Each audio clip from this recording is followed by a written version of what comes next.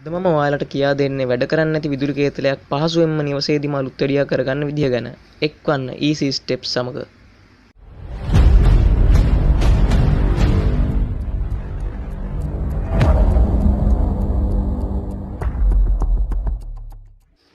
මේ කේතලයට විදුලි සැපයීමක් ලබා දුන්නට වැඩ කරන්නේ නැහැ.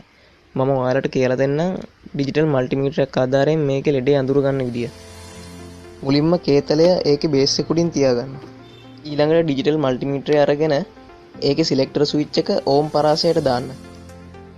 දාලා ඉවර වෙලා ඩිජිටල් මල්ටිමීටරයේ අග්‍ර දෙක කේතලයට සම්බන්ධ පවර් කෝඩ් එකේ ප්ලග් ටොප් එකේ තියෙන නියුට්‍රල් ලයිව් අග්‍ර දෙකට තියන්න. ඒ එකම කේතලයේ ස්විච් එක ඕන් ඔෆ් කරලා බලන්න මල්ටිමීටරයේ ඩිස්ප්ලේ එකේ වෙනසක් වෙනවද කියලා. වැඩ කරන කේතලයක් නම් ස්විච් එක ඕන් කළාම මල්ටිමීටරයේ ඩිස්ප්ලේ එකේ බිඳුව පෙන්නනවා. ඒ වගේම කේතලය ඕෆ් කළාම ඩිස්ප්ලේ එකේ එක පෙන්නනවා. ඒ වගේම කේතලේ වැඩ කරන්නේ නැත්නම් ඕන් ඔෆ් කරන තත්ත්ව දෙකේදීම මල්ටිමීටරයේ ඩිස්ප්ලේ එකේ එක පෙන්නනවා. මේ කේතලේ කොහොමත්ම වැඩ කරන්නේ නැහැ. මොකද කේතලේ ඕන් ඔෆ් කරන තත්ත්ව දෙකේදීම ඩිස්ප්ලේ එකේ පෙන්වන්නේ එක. ඊළඟ පියවරේදී අපි බලන්නේ පවර් කෝඩ් එකේ අඛණ්ඩතාවය හොඳද කියලා. මේ පවර් කෝඩ් එකේ ඇතුළත වයර් තුනක් තියෙනවා නියුට්‍රල් ෆේස් එර්ත් කියලා. අපි මේ වයර් තුනම තනි තනි වශයෙන් අරගෙන ඒවල අඛණ්ඩතාවය හොඳද කියලා පරීක්ෂා කරමු. ඇත්තටම සරලව කිව්වොත් අඛණ්ඩතාවය කියන්නේ වයර් එක හෝ කම්බියක දෙකලවර හොඳ සම්බන්ධතාවයක් තියෙනවද කියලා පරීක්ෂා කරන එකට. මෙතනදී මම 60 කට්ටක් පාවිච්චි කරන්නේ මල්ටිමීටරයේ ටර්මිනල් එක බේස් එකේ සිදුරට යවා ගන්න අපහසු නිසා.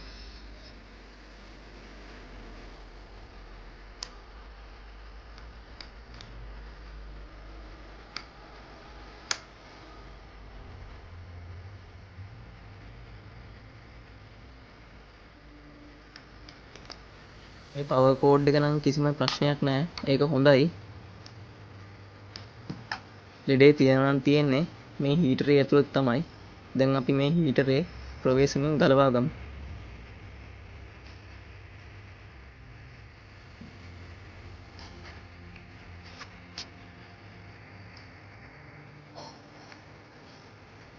හීටරෙන් හීටරේට ගලවන ක්‍රම වෙනස්.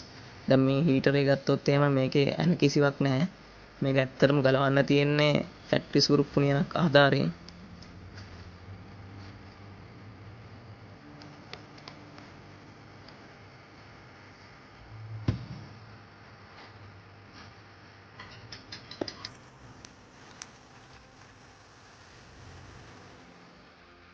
මේ ඔයගොල්ලොන්ට පේන්නේ හීටරේ කොයිල් එකත් එක්ක තියෙන තර්මෝස්ටැට් එක.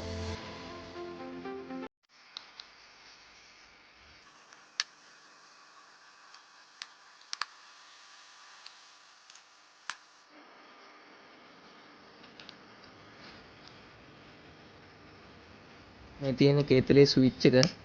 ඒක ගලව ගන්නකොට ප්‍රවේශමෙන් ගලව ගන්න. මොකද පොඩි හරි ඩැමේජ් එකක් වුණොත් එහෙම මේ වගේ පාර්ට්ස් හොයාගන්න තරමක් අපහසුයි.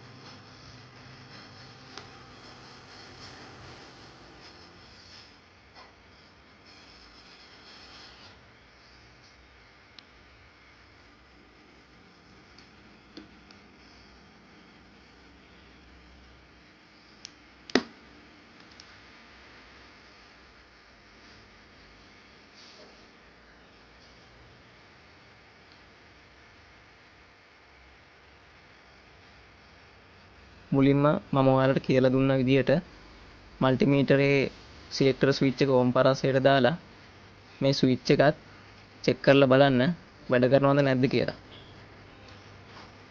මේ ඔයගොල්ලන්ට පේනවා ඇති ස්විච් එකේ තියෙන ටර්මිනල් දෙකට මල්ටිමීටරේ තියෙන ටර්මිනල් දෙක තියලා ඉවරලා බලන්න ස්විච් එක ඕන් ඔෆ් කර කර මල්ටිමීටරේ වෙනසක් සිදු වෙනවද කියලා.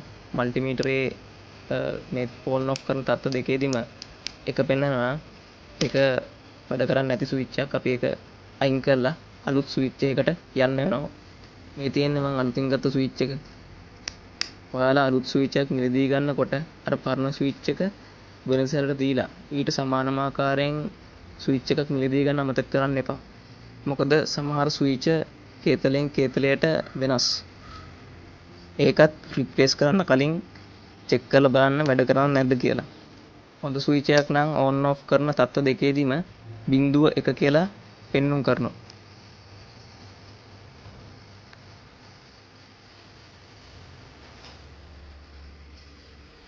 මේ ටර්මිනල් එක චුට්ටක් පළල් වෙලා තියෙන්නේ. ඒක නිසා මම නෝස් ප්ලයර් එකක් ආධාරයෙන් මේක චුට්ටක් හදා ගන්නවා මේ ටර්මිනල් එක.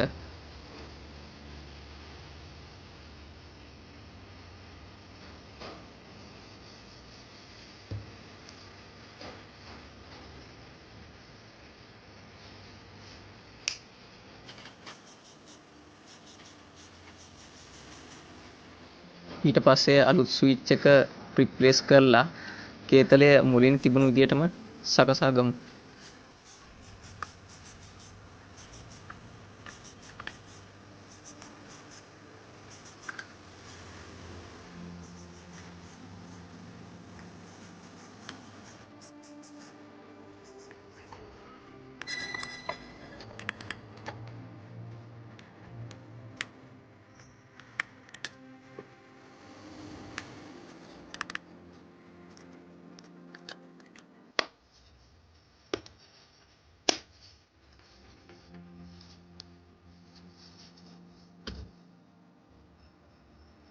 හරි අපේ වැඩේ නම් දැන් අවසන්. කේතලයට සප්ලයි එකක් දෙන්න කලින් නැවතත් මල්ටිමීටරය අරගෙන අර මුලින් කරපු පරීක්ෂණය කරලා බලන්න වැඩ කරනවද නැද්ද කියලා.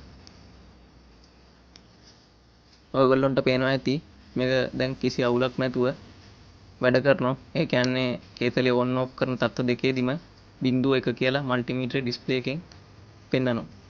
හරි දැන් කේතලයට වතුර චුට්ටක් දාලා ඉවරලා සප්ලයි එකක් දීලා බලන්න ලයිට් එක පත්තු වෙලා වැඩ කරනවද කියලා. තව විශේෂ දෙයක් ඔයගොල්ලෝ මතක තියාගන්න. කේතලයට වතුර දාන්න නැතුව සප්ලයි එකක් දෙන්න යන්න එපා. එහෙම වුණොත් කොයිල් එක පිච්චිලා යනවා. මේ වීඩියෝව ඔයගොල්ලොන්ට වටිනවා කියලා හිතනවා නම් ලයික් කරලා ෂෙයා කරන්නත් අමතක කරන්න එපා. ඒ වගේම මේ වීඩියෝ පහළ තියෙන රතුපත් subscribe බටන් එක ක්ලික් කරලා අපිත් සමග එකතු